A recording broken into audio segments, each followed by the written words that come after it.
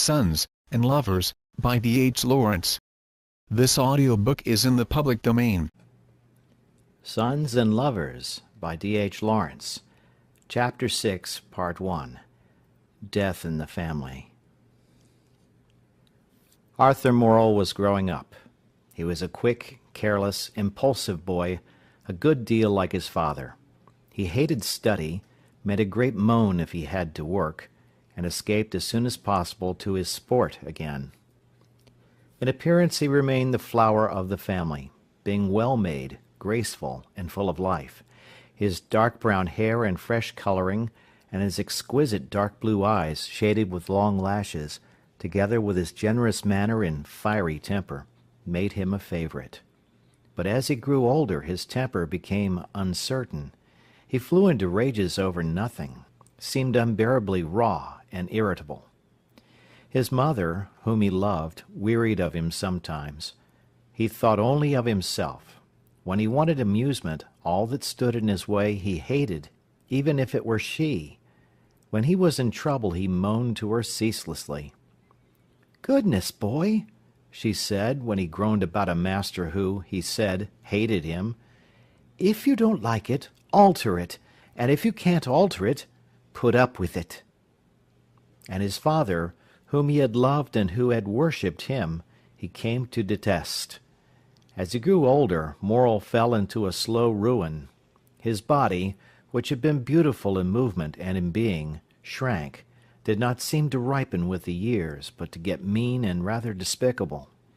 There came over him a look of meanness and of paltriness, and when the mean-looking elderly man bullied or ordered the boy about, Arthur was furious. Moreover, Morel's manners got worse and worse, his habits somewhat disgusting. When the children were growing up and in the crucial stage of adolescence, the father was like some ugly irritant to their souls. His manners in the house were the same as he used among the colliers down pit. "Dirty nuisance!" Arthur would cry, jumping up and going straight out of the house when his father disgusted him. And Morel persisted the more because his children hated it. He seemed to take a kind of satisfaction in disgusting them, and driving them nearly mad while they were so irritably sensitive at the age of 14 or 15. So that Arthur, who was growing up when his father was degenerate and elderly, hated him worst of all. Then, sometimes, the father would seem to feel the contemptuous hatred of his children. "There's not a man tries harder for his family," he would shout. "He does his best for them, and then gets treated like a dog. But I'm not going to stand it, I tell you." But for the threat and the fact that he did not try so hard as he imagined, they would have felt sorry. As it was, the battle now went on nearly all between father and children, he persisting in his dirty and disgusting ways, just to assert his independence. They loathed him. Arthur was so inflamed and irritable at last, that when he won a scholarship for the grammar school in Nottingham, his mother decided to let him live in town with one of her sisters, and only come home at week-ends. Annie was still a junior teacher in the board school, earning about 4 shillings a week. But soon she would have 15 shillings, since she had passed her examination, and there would be financial peace in the house. Mrs. Morel clung now to Paul. He was quiet and not brilliant, but still he stuck to his painting, and still he stuck to his mother. Everything he did was for her. She waited for his coming home in the evening, and then she unburdened herself of all she had pondered, or of all that had occurred to her during the day. He sat and listened with his earnestness. The two shared lives. William was engaged now to his brunette, and had bought her an engagement ring that cost 8 guineas. The children gasped at such a fabulous price. "8 guineas," said Morel. "More fool him. If he'd gen me some on it, it'd look better on him." "Given you some of it!" cried Mrs. Morel. "Why give you some of it?" She remembered he had bought no engagement ring at all, and she preferred William, who was not mean, if he were foolish. But now the young man talked only of the dances to which he went with his betrothed, and the different resplendent clothes she wore. Or he told his mother with glee how they went to the theatre like great swells. He wanted to bring the girl home. Mrs. Morel said she should come at the Christmas. This time William arrived with a lady, but with no presents. Mrs. Morel had prepared supper. Hearing footsteps, she rose and went to the door. William entered. "Hello, mother!" He kissed her hastily, then stood aside to present a tall, handsome girl, who was wearing a costume of fine black and white check and furs. "Here's Jip!" Miss Western held out her hand and showed her teeth in a small smile. "Oh, how do you do, Mrs. Morel?" she exclaimed. "I'm afraid you will be hungry," said Mrs. Morel. "Oh, no, we had dinner in the train. Have you got my gloves, Chubby?" William Morel, big and raw-boned, looked at her quickly. "How should I?" he said. "Then I've lost them. Don't be cross with me." A frown went over his face, but he said nothing. She glanced round the kitchen. It was small and curious to her, with its glittering kissing bunch, its evergreens behind the pictures, its wooden chairs and little deal table. At that moment, Morel came in. "Hello, Dad." "Hello, my son. That's let on me." The two shook hands, and William presented the lady. She gave the same smile that showed her teeth. "How do you do, Mr. Morel?" Morel bowed obsequiously. "I'm very well, and I hope so are you. You must make yourself very welcome." "Oh, thank you," she replied, rather amused. "You will like to go upstairs," said Mrs. Morel. "If you don't mind, but not if it is any trouble to you." "It is no trouble. Annie will take you. Walter, carry up this box." "And don't be an hour dressing yourself up," said William to his betrothed. Annie took a brass candlestick, and, too shy almost to speak, preceded the young lady to the front bedroom, which Mr. and Mrs. Morel had vacated for her. It, too, was small and cold by candlelight. The colliers' wives only lit fires in bedrooms in case of extreme illness. "Shall I unstrap the box?" asked Annie. "Oh, thank you very much." Annie played the part of maid, then went downstairs for hot water. "I think she's rather tired, mother," said William. "It's a beastly journey, and we had such a rush." "Is there anything I can give her?" asked Mrs. Morel. "Oh, no, she'll be all right." But there was a chill in the atmosphere. After half an hour Miss Western came down, having put on a purplish-coloured dress, very fine for the collier's kitchen. "I told you you'd no need to change," said William to her. "Oh, Chubby!" Then she turned with that sweetish smile to Mrs. Morel. "Don't you think he's always grumbling, Mrs. Morel?" "Is he?" said Mrs. Morel. "That's not very nice of him." "It isn't, really." "You are cold," said the mother. "Won't you come near the fire?" Morel jumped out of his armchair. "Come and sit you here," he cried. "Come and sit you here." "No, Dad, keep your own chair. Sit on the sofa, Jip," said William. "No, no," cried Morel. "This cheer's warmest. Come and sit here, Miss Wesson." "Thank you so much," said the girl, seating herself in the collier's armchair, the place of honour. She shivered, feeling the warmth of the kitchen penetrate her. "Fetch me a hanky, Chubby dear," she said, putting up her mouth to him, and using the same intimate tone as if they were alone, which made the rest of the family feel as if they ought not to be present. The young lady evidently did not realize them as people. They were creatures to her for the present. William winced. In such a household, in Streatham, Miss Western would have been a lady condescending to her inferiors. these people were to her certainly clownish. In short, the working classes. How was she to adjust herself? "I'll go," said Annie. Miss Western took no notice, as if a servant had spoken, but when the girl came downstairs again with the handkerchief, she said, "Oh, thank you," in a gracious way. She sat and talked about the dinner on the train, which had been so poor, about London, about dances. She was really very nervous, and chattered from fear. Morel sat all the time, smoking his thick twist tobacco, watching her, and listening to her glib London speech as he puffed.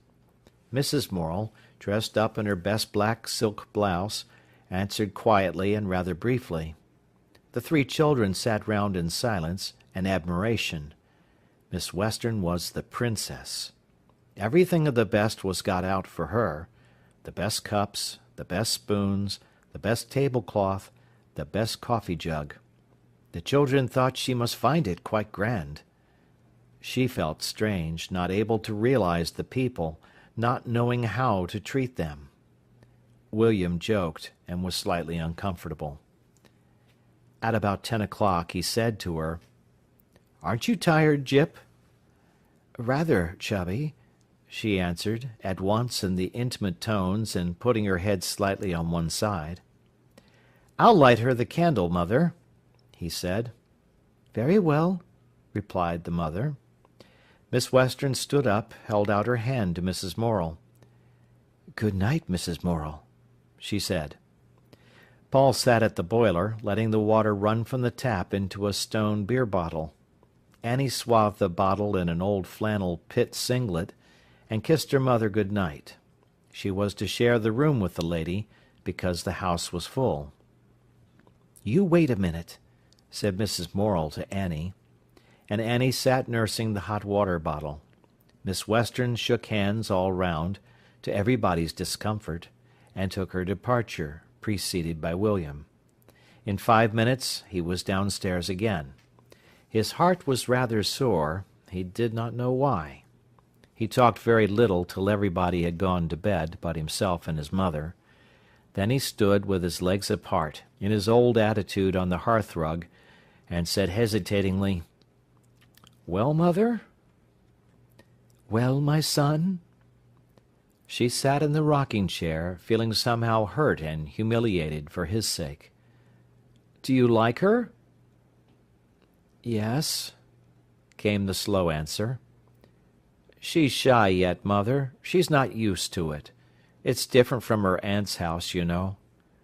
"Of course it is, my boy. And she must find it difficult." "She does." Then he frowned swiftly. "If only she wouldn't put on her blessed airs." "It's only her first awkwardness, my boy. She'll be all right." "That's it, Mother," he replied gratefully, but his brow was gloomy. "You know, she's not like you, Mother. She's not serious, and she can't think." "She's young, my boy." "Yes, and she's had no sort of show. Her mother died when she was a child.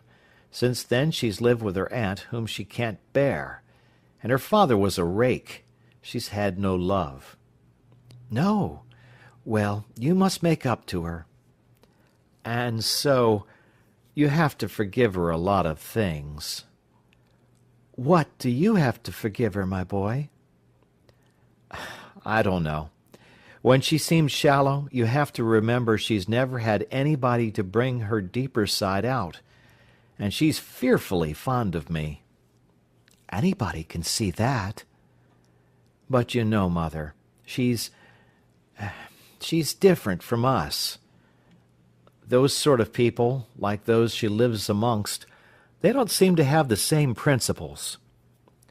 "You mustn't judge too hastily," said Mrs. Morel. But he seemed uneasy within himself.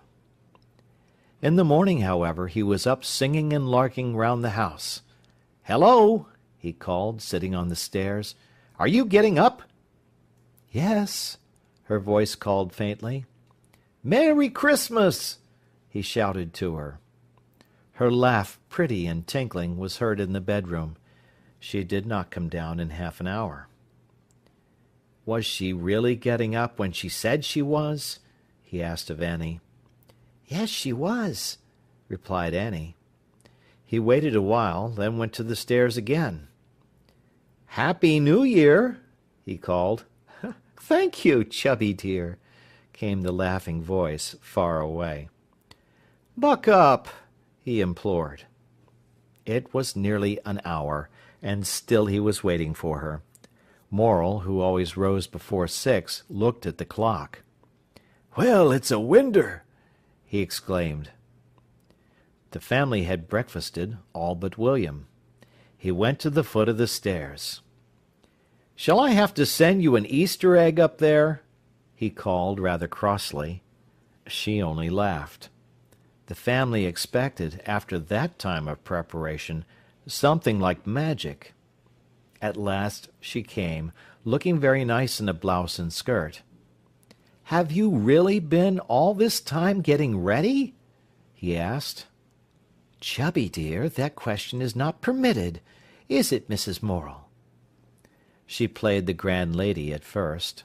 When she went with William to chapel, he in his frock coat and silk hat, she in her furs and London-made costume, Paul and Arthur and Annie expected everybody to bow to the ground in admiration, and Morel, standing in his Sunday suit at the end of the road, watching the gallant pair go, felt he was the father of princes and princesses. And yet she was not so grand. For a year now she had been a sort of secretary or clerk in a London office, but while she was with the Morels, she queened it. She sat and let Annie or Paul wait on her as if they were her servants.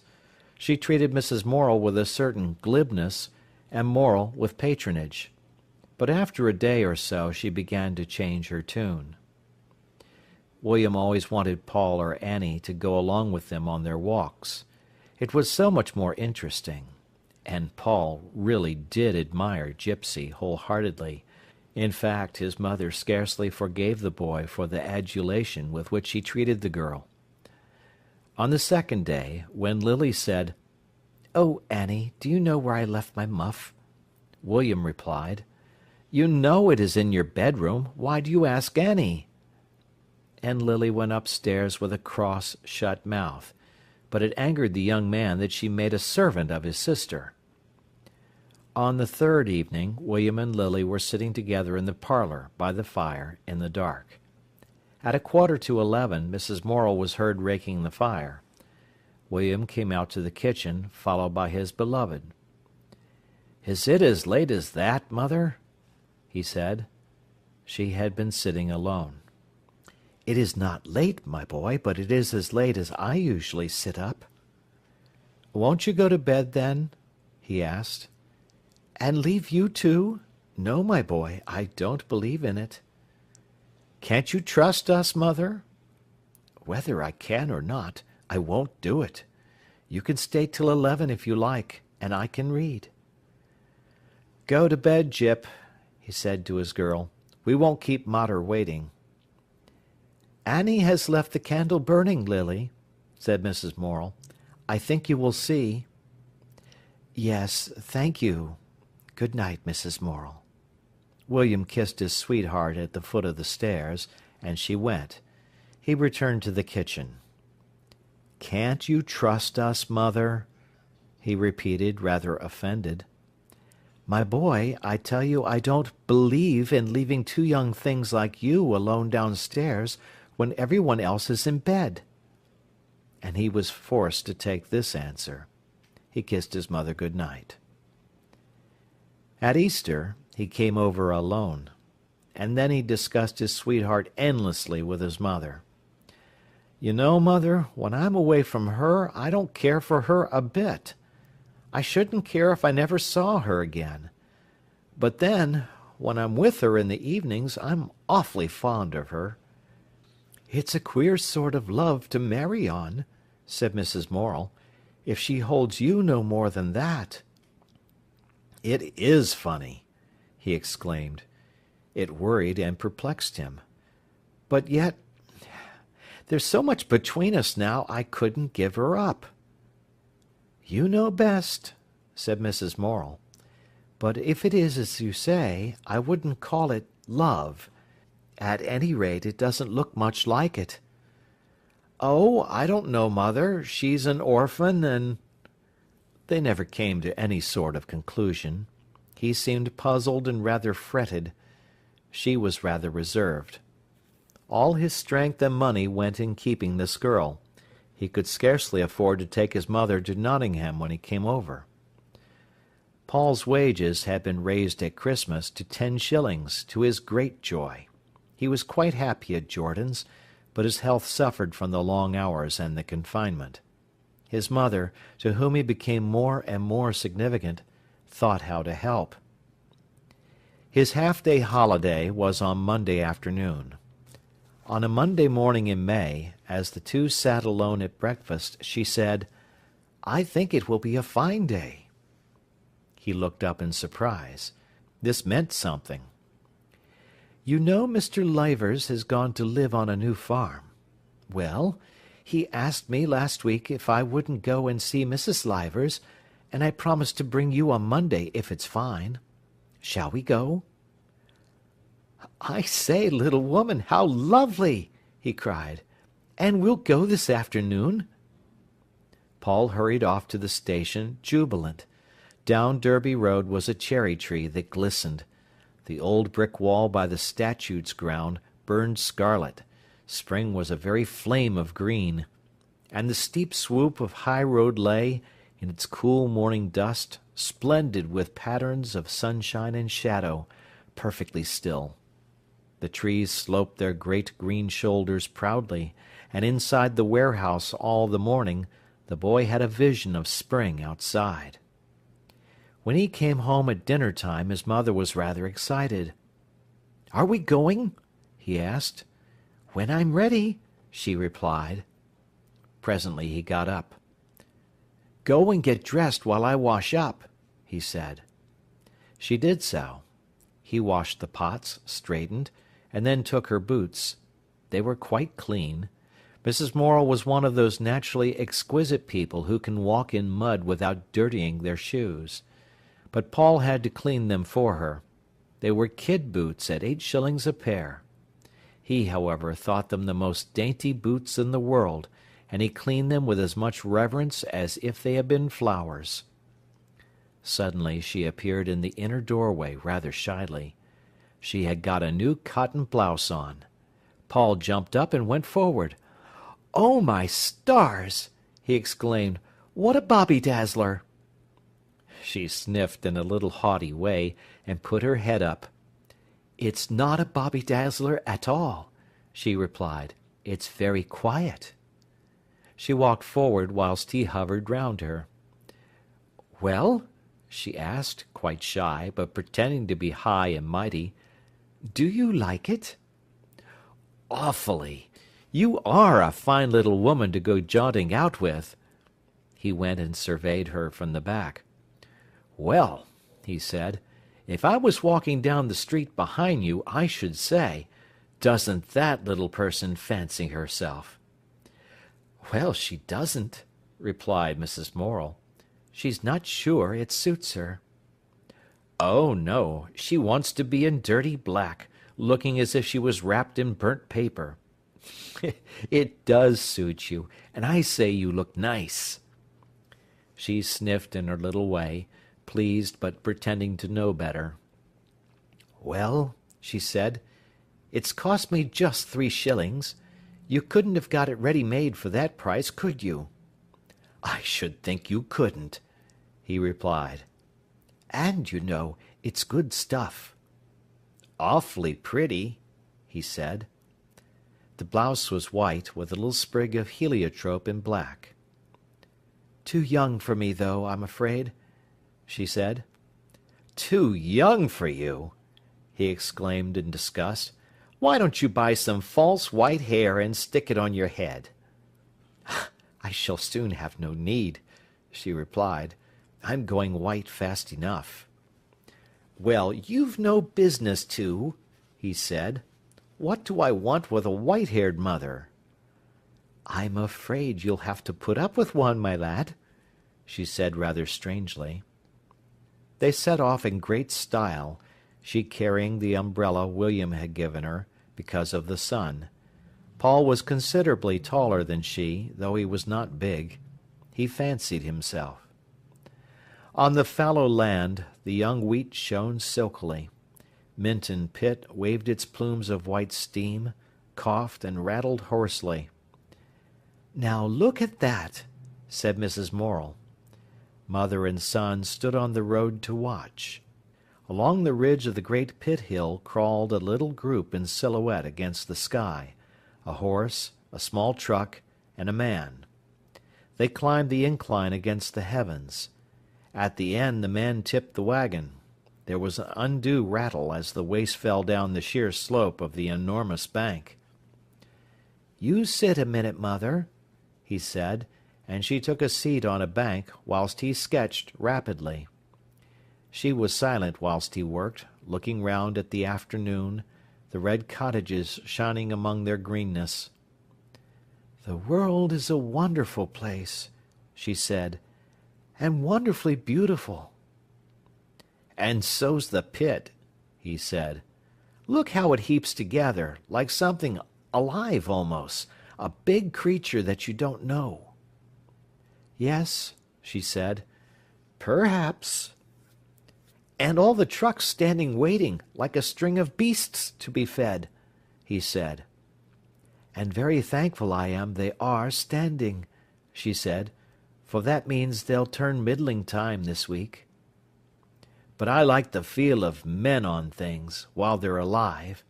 There's a feel of men about trucks, because they've been handled with men's hands, all of 'em." "Yes," said Mrs. Morel.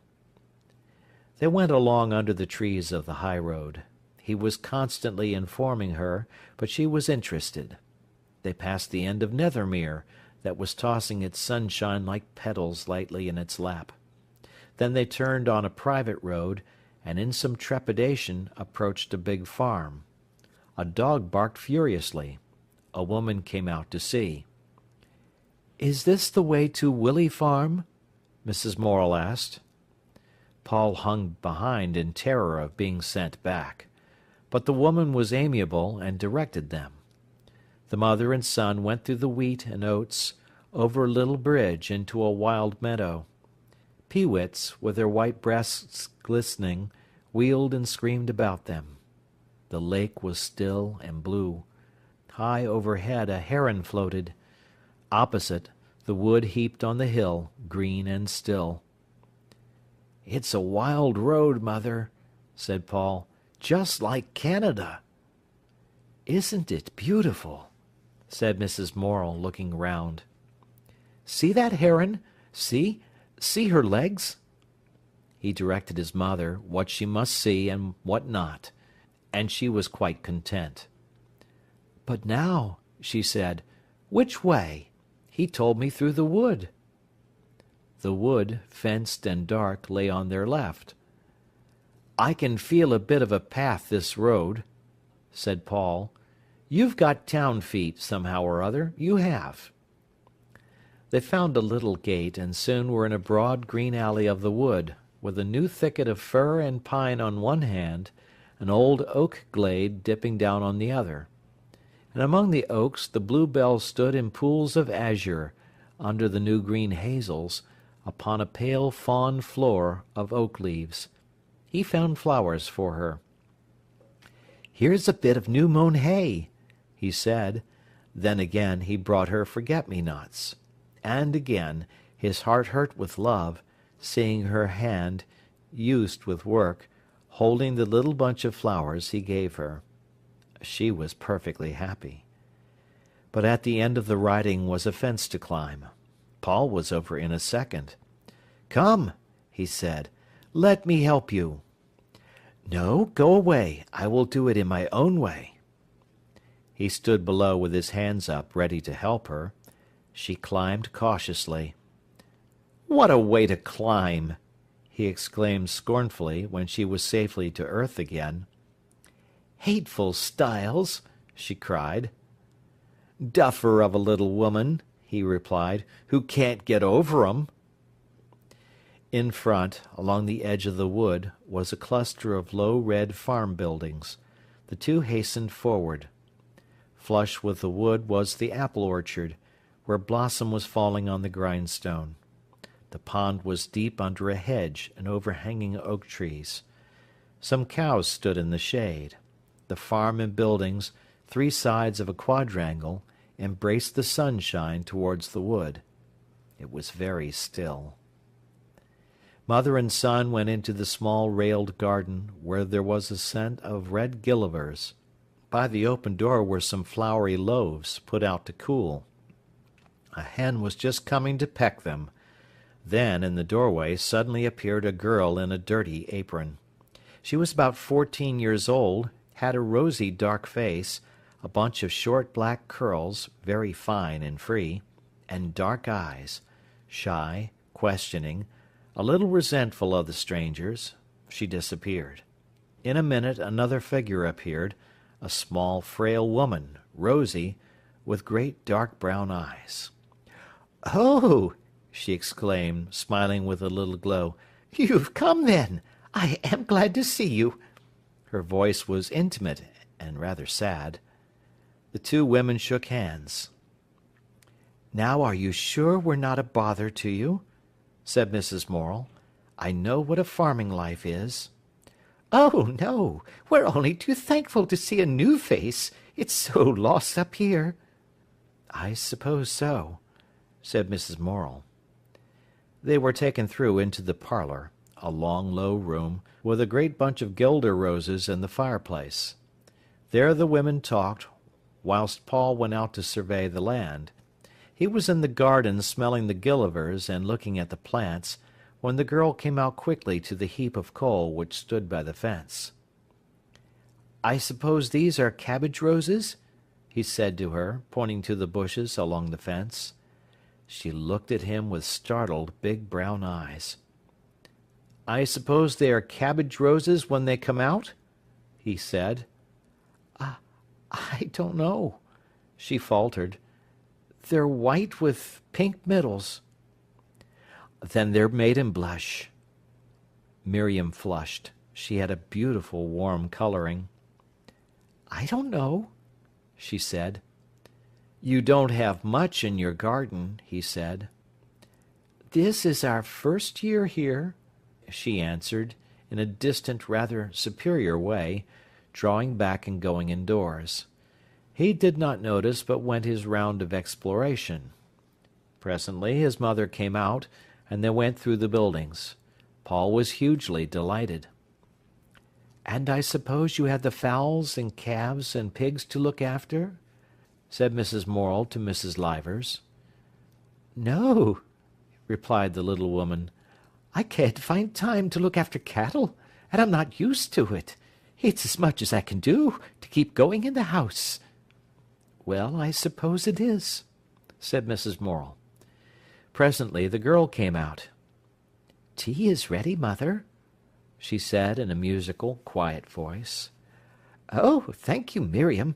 Then we'll come," replied her mother, almost ingratiatingly. "Would you care to have tea now, Mrs. Morel?" "Of course," said Mrs. Morel. "Whenever is ready." Paul and his mother and Mrs. Livers had tea together. Then they went out into the wood that was flooded with bluebells, while fumy forget-me-nots were in the paths. The mother and son were in ecstasy together. When they got back to the house, Mr. Livers and Edgar, the eldest son, were in the kitchen. Edgar was about 18. Then Geoffrey and Maurice, big lads of 12 and 13, were in from school. Mr. Livers was a good-looking man in the prime of life, with a golden-brown moustache and blue eyes screwed up against the weather. The boys were condescending, but Paul scarcely observed it. They went round for eggs, scrambling into all sorts of places. As they were feeding the fowls, Miriam came out. The boys took no notice of her. One hen, with her yellow chickens, was in a coop. Maurice took his handful of corn and let the hen peck from it. "Durst you do it?" he asked of Paul. "Let's see," said Paul. He had a small hand, warm and rather capable looking. Miriam watched. He held the corn to the hen. The bird eyed it with her hard, bright eye, and suddenly made a peck into his hand. He started and laughed. Rap, rap, rap went the bird's beak in his palm. He laughed again, and the other boys joined. "She knocks you and nips you, but she never hurts," said Paul when the last corn had gone. "Now, Miriam," said Morris, "you come and have a go." "No," she cried, shrinking back. "Ha, baby, the Marty kid," said her brothers. "It doesn't hurt a bit," said Paul. "It only just nips rather nicely." "No," she still cried, shaking her black curls and shrinking. "She dursn't," said Geoffrey. "She never durst do anything except recite poetry." "Dursn't jump off a gate, dursn't tweedle, dursn't go on a slide, dursn't stop a girl hitting her. She can do nowt but go about thinking herself somebody. The Lady of the Lake. Yah!" cried Morris. Miriam was crimson with shame and misery. "I dare do more than you," she cried. "You're never anything but cowards and bullies." "Oh, cowards and bullies," they repeated mincingly, mocking her speech. "Not such a clown shall anger me, a boor is answered silently," he quoted against her, shouting with laughter.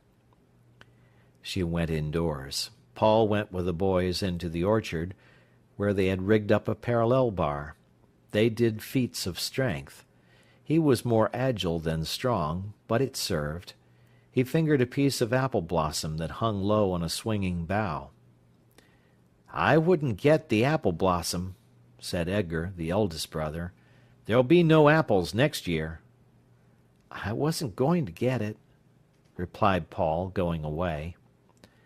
The boys felt hostile to him. They were more interested in their own pursuits. He wandered back to the house to look for his mother. As he went round the back, he saw Miriam kneeling in front of the hen coop, some maize in her hand, biting her lip, and crouching in an intense attitude. The hen was eyeing her wickedly. Very gingerly she put forward her hand. The hen bobbed for her. She drew back quickly with a cry, half of fear, half of chagrin. "It won't hurt you," said Paul. She flushed crimson and started up. "I only wanted to try," she said in a low voice. "See, it doesn't hurt," he said, and putting only 2 corns in his palm, he let the hen peck, peck, peck at his bare hand. "It only makes you laugh," he said. She put her hand forward and dragged it away, tried again, and started back with a cry. He frowned. "Why, I'd let her take corn from my face," said Paul, "only she bumps a bit. She's ever so neat. If she wasn't, look how much ground she'd peck up every day." He waited grimly and watched. At last Miriam let the bird peck from her hand. She gave a little cry, fear, and pain because of fear, rather pathetic. But she had done it, and she did it again. "There, you see," said the boy. "It doesn't hurt, does it?" She looked at him with dilated dark eyes. "No," she laughed, trembling. Then she rose and went indoors. She seemed to be in some way resentful of the boy. "He thinks I'm only a common girl," she thought, and she wanted to prove she was a grand person, like the Lady of the Lake. End of Part 1 of Chapter 6.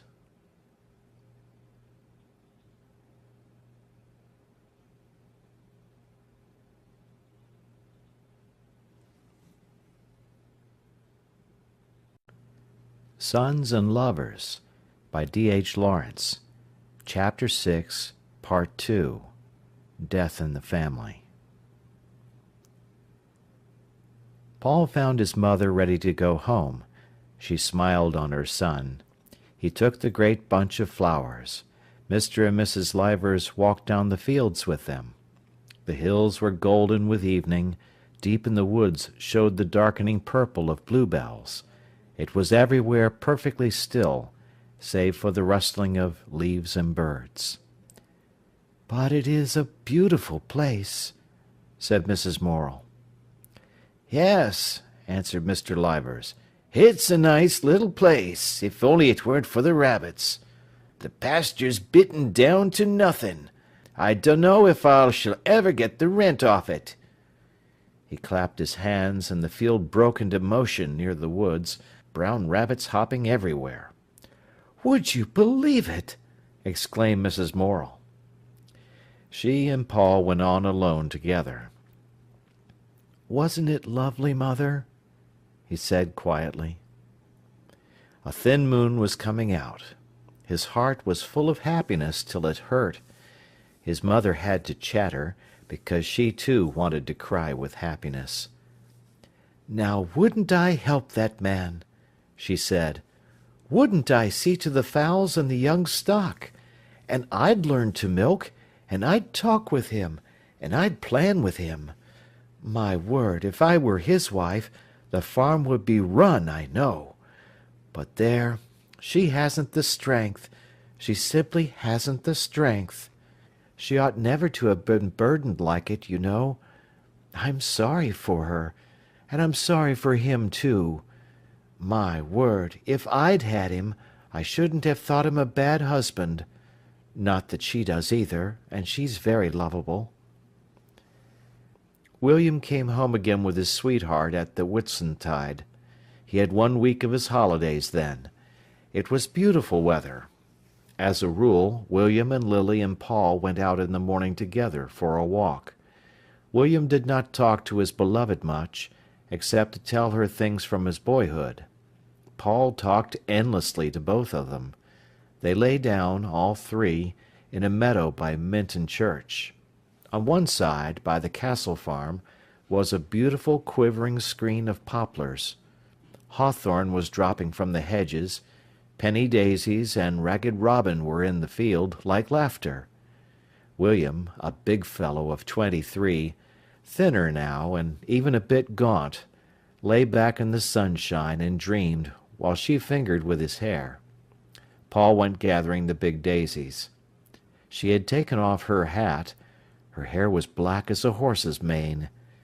Paul came back and threaded daisies in her jet-black hair, big spangles of white and yellow, and just a pink touch of ragged robin. "Now you look like a young witch-woman," the boy said to her. "Doesn't she, William?" Lily laughed. William opened his eyes and looked at her. In his gaze was a certain baffled look of misery and fierce appreciation. "Has he made a sight of me?" she asked, laughing down on her lover. "That he has," said William, smiling. He looked at her. Her beauty seemed to hurt him. He glanced at her flower-decked head and frowned. "You look nice enough, if that's what you want to know," he said. And she walked without her hat. In a little while William recovered, and was rather tender to her. Coming to a bridge, he carved her initials and his in a heart. LLW-WM. She watched his strong, nervous hand, with its glistening hairs and freckles, as he carved, and she seemed fascinated by it.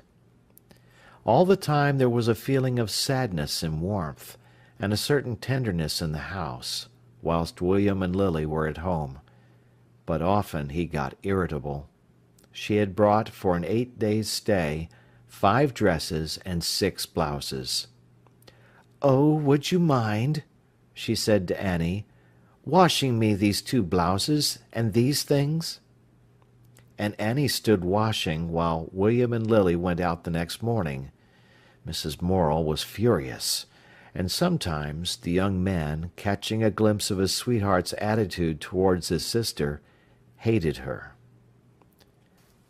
On Sunday morning she looked very beautiful in a dress of foulard, silky and sweeping, and blue as a jaybird's feather, and in a large cream hat covered with many roses, mostly crimson.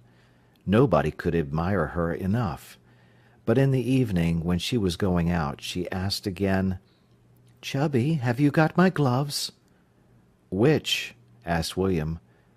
"My new black suede." "No." There was a hunt. She had lost them. "Look here, mother," said William.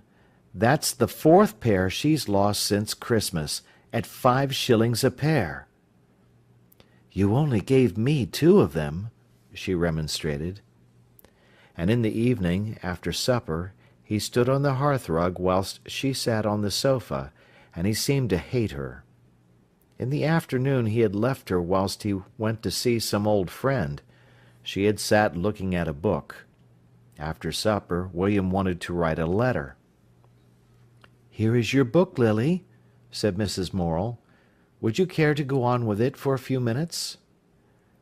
"No, thank you," said the girl. "I will sit still." "But it is so dull." William scribbled irritably at a great rate. As he sealed the envelope, he said, "Read a book! Why, she's never read a book in her life." "Oh, go along," said Mrs. Morel, cross with the exaggeration. "It's true, mother, she hasn't," he cried, jumping up and taking his old position on the hearthrug. "She's never read a book in her life."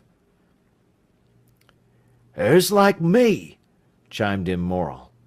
"Her canna see what there is in the books, to sit boring your nose in 'em for, nor more can I." "But you shouldn't say these things," said Mrs. Morel to her son. "But it's true, mother, she can't read. What did you give her?" "Well, I gave her a little thing of Annie Swan's. Nobody wants to read dry stuff on Sunday afternoon." "Well, I'll bet she didn't read 10 lines of it." "You are mistaken," said his mother. All the time Lily sat miserably on the sofa. He turned to her swiftly. "Did you read any?" he asked. "Yes, I did," she replied. "How much?" "I don't know how many pages." "Tell me one thing you read." She could not. She never got beyond the 2nd page. He read a great deal, and had a quick, active intelligence. She could understand nothing but love-making and chatter. He was accustomed to having all his thoughts sifted through his mother's mind, so when he wanted companionship, and was asked in reply to be the billing and twittering lover, he hated his betrothed. "You know, mother," he said, when he was alone with her at night, "she's no idea of money. She's so wessel-brained. She'll suddenly buy such rot as marron glacé, and then I have to buy her season ticket, and her extras, even her underclothing. And she wants to get married, and I think myself we might as well get married next year. But at this rate—" "A fine mess of a marriage it would be," replied his mother. "I should consider it again, my boy." "Oh, well, I've gone too far to break off now," he said, "and so I shall get married as soon as I can." "Very well, my boy. If you will, and there's no stopping you. But I tell you, I can't sleep when I think about it." "Oh, she'll be all right, mother. We shall manage." "And she lets you buy her underclothing?" asked the mother. "Well," he began apologetically, "she didn't ask me, but one morning, and it was cold, I found her on the station shivering, not able to keep still. So I asked her if she was well wrapped up. She said, 'I think so.' So I said, 'Have you got warm underthings on?' And she said, 'No, they were cotton.' I asked her why on earth she hadn't got something thicker on in weather like that, and she said because she had nothing. And there she is, a bronchial subject. I had to take her and get some warm things. Well, Mother, I shouldn't mind the money if we had any, and, you know, she ought to keep enough to pay for her season ticket. But no, she comes to me about that, and I have to find the money." "It's a poor lookout," said Mrs. Morel bitterly. He was pale, and his rugged face, that used to be so perfectly careless and laughing, was stamped with conflict and despair. "But I can't give her up now. It's gone too far," he said. "And besides, for some things I couldn't do without her." "My boy, remember you're taking your life in your hands," said Mrs. Morel. "Nothing is as bad as a marriage that's a hopeless failure.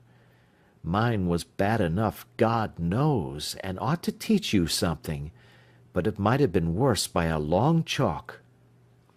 He leaned with his back against the side of the chimney-piece, his hands in his pockets. He was a big, raw-boned man, who looked as if he would go to the world's end if he wanted to, but she saw the despair on his face. "I couldn't give her up now," he said. "Well," she said, "remember there are worse things than breaking off an engagement." "I can't give her up now," he said. The clock ticked on. Mother and son remained in silence, a conflict between them, but he would say no more. At last she said, "Well, go to bed, my son. You'll feel better in the morning, and perhaps you'll know better." He kissed her and went. She raked the fire. Her heart was heavy now as it had never been. Before, with her husband, things had seemed to be breaking down in her, but they did not destroy her power to live. Now her soul felt lamed in itself. It was her hope that was struck. And so often William manifested the same hatred towards his betrothed. On the last evening at home he was railing against her. "Well," he said, "if you don't believe me what she's like, would you believe she has been confirmed 3 times? "Nonsense," laughed Mrs. Morel. "Nonsense or not, she has. That's what confirmation means for her. A bit of a theatrical show where she can cut a figure." "I haven't, Mrs. Morel," cried the girl. "I haven't. It is not true." "What?" he cried, flashing round on her. "Once in Bromley, once in Beckenham, and once somewhere else." "Nowhere else," she said, in tears. "Nowhere else." "It was. And if it wasn't, why were you confirmed twice?" "Once I was only 14, Mrs. Morel," she pleaded, tears in her eyes. "Yes," said Mrs. Morel, "I can quite understand it, child. Take no notice of him. You ought to be ashamed, William, saying such things." "But it's true. She's religious. She had blue velvet prayer books. And she's not as much religion or anything else in her than that table leg. Gets confirmed 3 times for show, to show herself off, and that's how she is in everything. Everything!" The girl sat on the sofa, crying. She was not strong. "As for love," he cried, "you might as well ask a fly to love you. It'll love settling on you. Now, say no more," commanded Mrs. Morel. "If you want to say these things, you must find another place than this. I am ashamed of you, William. Why don't you be more manly?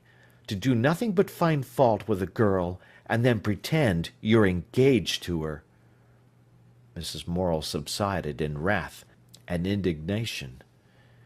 William was silent, and later he repented, kissed and comforted the girl. Yet it was true what he had said. He hated her. When they were going away, Mrs. Morel accompanied them as far as Nottingham. It was a long way to Keston Station. "You know, Mother," he said to her, "Jip's shallow. Nothing goes deep with her."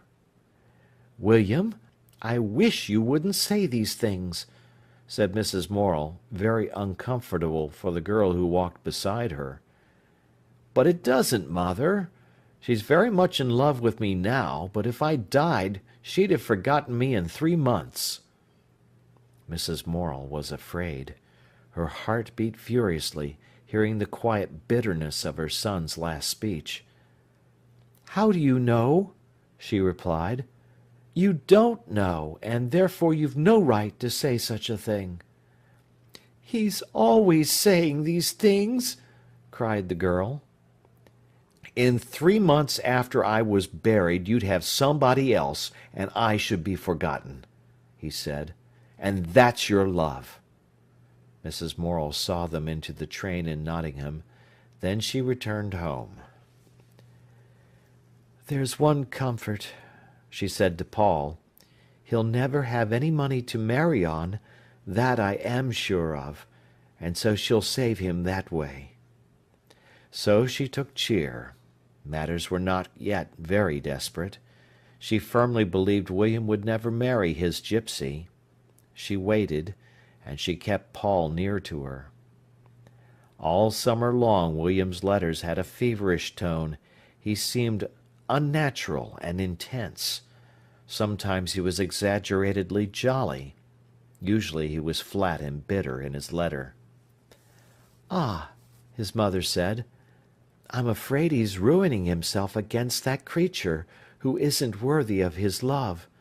No more than a rag doll." He wanted to come home. The midsummer holiday was gone. It was long while to Christmas. He wrote in wild excitement, saying he could come for Saturday and Sunday at Goose Fair, the first week in October. "You are not well, my boy," said his mother when she saw him. She was almost in tears at having him to herself again. "No, I've not been well," he said. "I've seemed to have a dragging cold all the last month, but it's going, I think." It was sunny October weather. He seemed wild with joy, like a schoolboy escaped. Then again he was silent and reserved. He was more gaunt than ever, and there was a haggard look in his eyes. "You are doing too much," said his mother to him. He was doing extra work, trying to make some money to marry on, he said. He only talked to his mother once on the Saturday night. Then he was sad and tender about his beloved. "And yet, you know, Mother, for all that, if I died she'd be broken-hearted for 2 months, and then she'd start to forget me. You'd see, she'd never come home here to look at my grave, not even once." "Why, William," said his mother, "you're not going to die, so why talk about it?" "But whether or not," he replied. "And she can't help it. She is like that, and if you choose her, well, you can't grumble," said his mother. On the Sunday morning, as he was putting his collar on, "Look," he said to his mother, holding up his chin, "what a rash my collar's made under my chin." Just at the junction of chin and throat was a big red inflammation. "It ought not to do that," said his mother. "Here, put a bit of this soothing ointment on. You should wear different collars." He went away on Sunday midnight, seeming better and more solid for his 2 days at home. On Tuesday morning came a telegram from London that he was ill. Mrs. Morel got off her knees from washing the floor, read the telegram, called a neighbour, went to her landlady and borrowed a sovereign, put on her things and set off. She hurried to Keston, caught an express for London and Nottingham. She had to wait in Nottingham nearly an hour. A small figure in her black bonnet, she was anxiously asking the porters if they knew how to get to Elmer's End. The journey was 3 hours. She sat in her corner in a kind of stupor, never moving. At King's Cross still no one could tell her how to get to Elmer's End. Carrying her string bag that contained her night-dress, a comb and a brush, she went from person to person. At last they sent her underground to Cannon Street. It was 6 o'clock when she arrived at William's lodging. The blinds were not down. "How is he?" she asked. "No better," said the landlady. She followed the woman upstairs. William lay on the bed with bloodshot eyes, his face rather discoloured. The clothes were tossed about. There was no fire in the room. A glass of milk stood on the stand at his bedside. No one had been with him. "Why, my son!" said the mother bravely. He did not answer. He looked at her, but did not see her. Then he began to say, in a dull voice, as if repeating a letter from dictation, "Owing to a leakage in the hold of this vessel, the sugar had set and become converted into rock. It needed hacking." He was quite unconscious.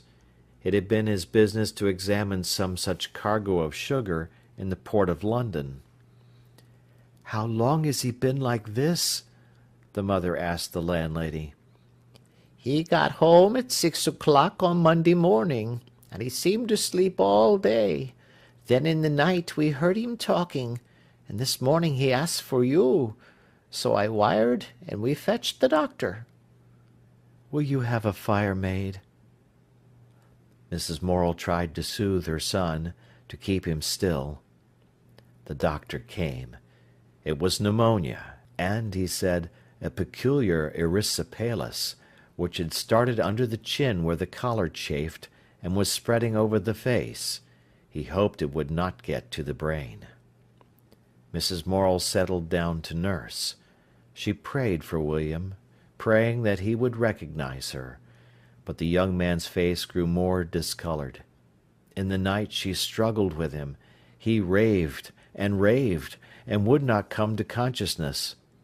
At 2 o'clock, in a dreadful paroxysm, he died.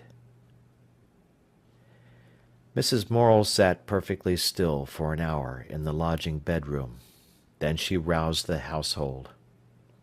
At 6 o'clock, with the aid of the charwoman, she laid him out. Then she went round the dreary London village to the registrar and the doctor. At 9 o'clock, to the cottage on Scargill Street, came another wire. "William died last night. Let father come. Bring money." Annie, Paul, and Arthur were at home. Mr. Morel was gone to work. The 3 children said not a word. Annie began to whimper with fear. Paul set off for his father.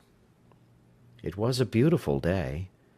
At Brinsley Pit the white steam melted slowly in the sunshine of a soft blue sky.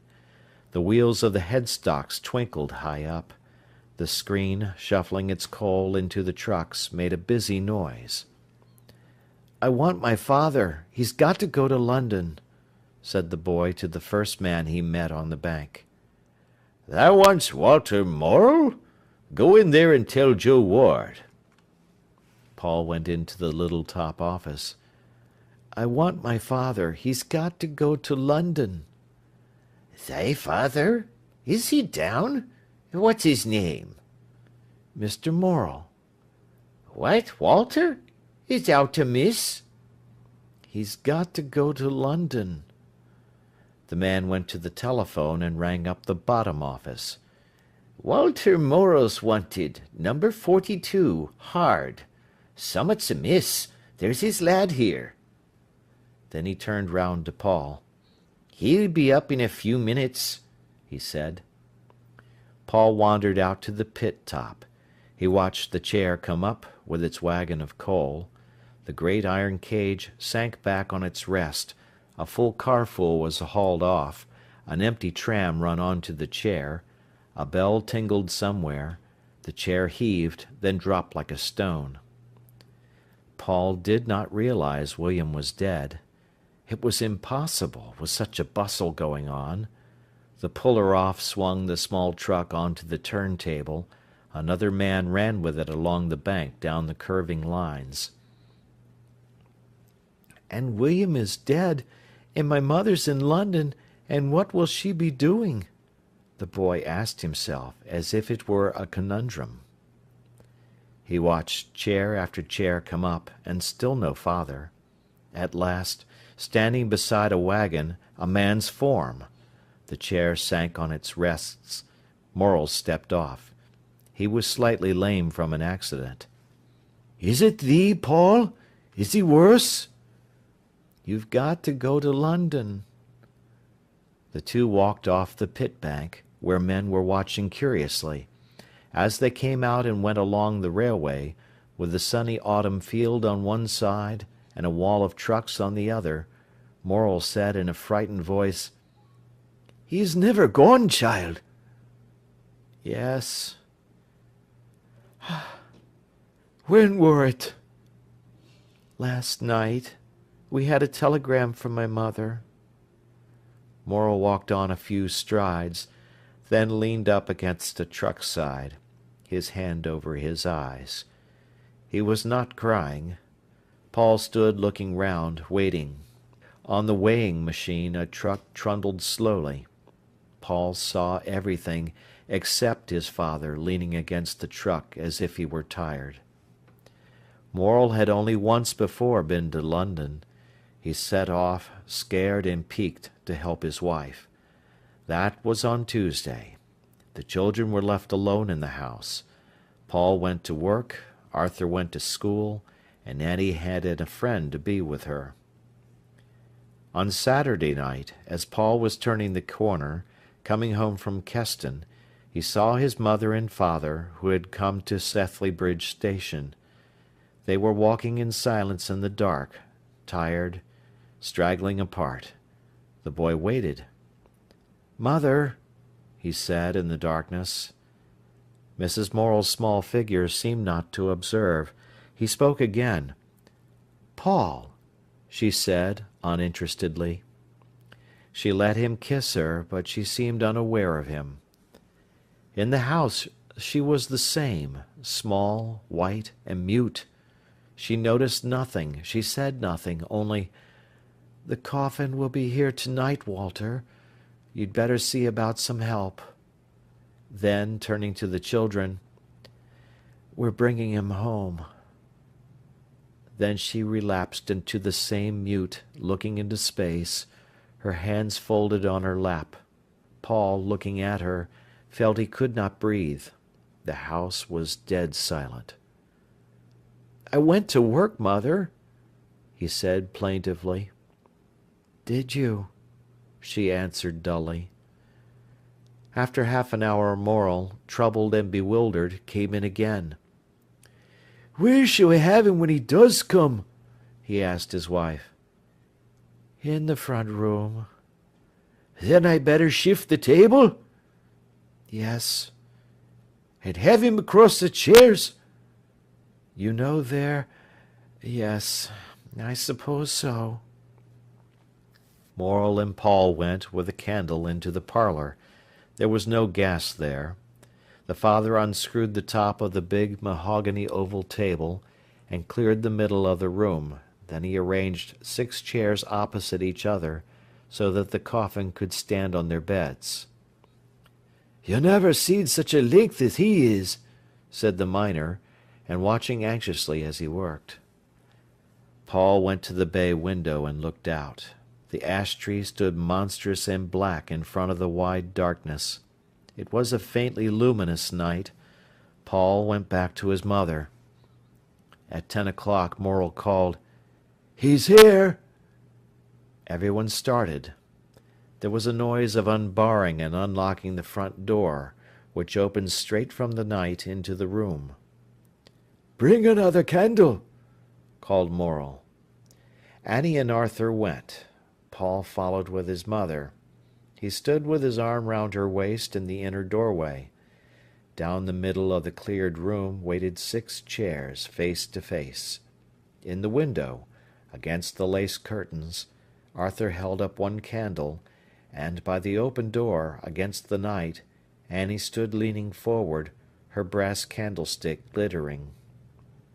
There was the noise of wheels. Outside in the darkness of the street below, Paul could see horses and a black vehicle, one lamp, and a few pale faces. Then some men, miners, all in their shirt-sleeves, seemed to struggle in the obscurity. Presently 2 men appeared, bowed beneath a great weight. It was Morel and his neighbour. "Steady!" called Morel, out of breath. He and his fellow mounted the steep garden step, heaved into the candlelight with their gleaming coffin end. Limbs of other men were seen struggling behind. Morel and Burns, in front, staggered. The great dark weight swayed. "Steady! Steady!" cried Morel, as if in pain. All the 6 bearers were up in the small garden, holding the great coffin aloft. There were 3 more steps to the door. The yellow lamp of the carriage shone alone down the black road. "Now then," said Morel. The coffin swayed. The men began to mount the 3 steps with their load. Annie's candle flickered, and she whimpered as the first men appeared, and the limbs and bowed heads of 6 men struggled to climb into the room, bearing the coffin that rode like sorrow on their living flesh. "Oh, my son, my son!" Mrs. Morel sang softly, and each time the coffin swung to the unequal climbing of the men. "Oh, my son, my son, my son!" "Mother!" Paul whimpered, his hand round her waist. She did not hear. "Oh, my son," she repeated. Paul saw drops of sweat fall from his father's brow. 6 men were in the room, 6 coatless men, with yielding, struggling limbs, filling the room and knocking against the furniture. The coffin veered, and was gently lowered on to the chairs. The sweat fell from Morel's face on its boards. "My word, he's a weight," said a man, and the 5 miners sighed, bowed, and, trembling with the struggle, descended the steps again, closing the door behind them. The family was alone in the parlour with the great polished box. William, when laid out, was 6 feet 4 inches long. Like a monument lay the bright brown, ponderous coffin. William thought it would never be got out of the room again. His mother was stroking the polished wood. They buried him on the Monday in the little cemetery on the hillside that looks over the fields at the big church and the houses. It was sunny, and the white chrysanthemums frilled themselves in the warmth. Mrs. Morel could not be persuaded, after this, to talk and take out her old bright interest in life. She remained shut off. All the way home in the train she had said to herself, "If only it could have been me." When Paul came home at night he found his mother sitting, her day's work done, with hands folded in her lap upon her coarse apron. She always used to have changed her dress and put on a black apron before. Now Annie set his supper, and his mother sat looking blankly in front of her, her mouth shut tight. Then he beat his brains for news to tell her. "Mother, Miss Jordan was down today, and she said my sketch of a colliery at work was beautiful." But Mrs. Morel took no notice. Night after night he forced himself to tell her things, although she did not listen. It drove him almost insane to have her thus. At last, "What's the matter, mother?" he asked. She did not hear. "What's the matter?" he persisted.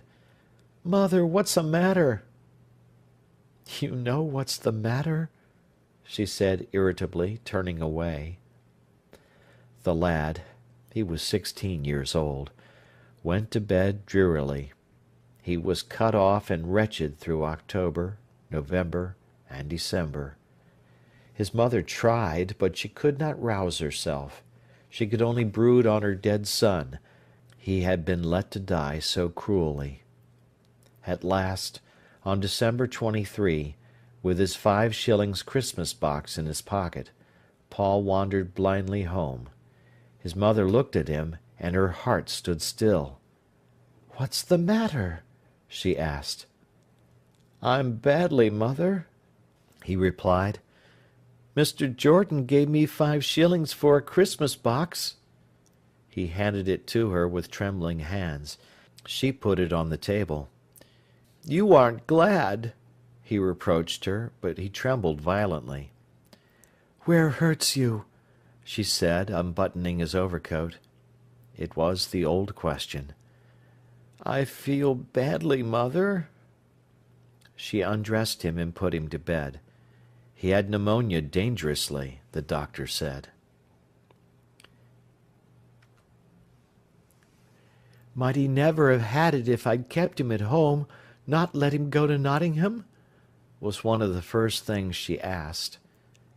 "He might not have been so bad," said the doctor. Mrs. Morel stood condemned on her own ground. "I should have watched the living, not the dead," she told herself. Paul was very ill. His mother lay in bed at nights with him. They could not afford a nurse. He grew worse, and the crisis approached. One night he tossed into consciousness in the ghastly, sickly feeling of dissolution, when all the cells in the body seem in intense irritability to be breaking down, and consciousness makes a last flare of struggle, like madness. "I shall die, mother!" he cried, heaving for breath on the pillow. She lifted him up, crying in a small voice, "Oh, my son, my son!" That brought him to. He realized her. His whole will rose up and arrested him. He put his head on her breast and took ease of her for love. "For some things," said his aunt, "it was a good thing Paul was ill that Christmas. I believe it saved his mother." Paul was in bed for 7 weeks. He got up white and fragile. His father had bought him a pot of scarlet and gold tulips. They used to flame in the window in the March sunshine, as he sat on the sofa chattering to his mother. The two knitted together in perfect intimacy. Mrs. Morel life now rooted itself in Paul. William had been a prophet. Mrs. Morel had a little present and a letter from Lily at Christmas. Mrs. Morel's sister had a letter at the New Year. "I was at a ball last night. Some delightful people were there, and I enjoyed myself thoroughly," said the letter. "I had every dance, did not sit out one." Mrs. Morel never heard any more of her. Morel and his wife were gentle with each other for some time after the death of their son. He would go into a kind of daze, staring wide-eyed and blank across the room. Then he got up suddenly and hurried out to the 3 Spots, returning in his normal state. But never in his life would he go for a walk up Shepstone, past the office where his son had worked, and he always avoided the cemetery. End of chapter.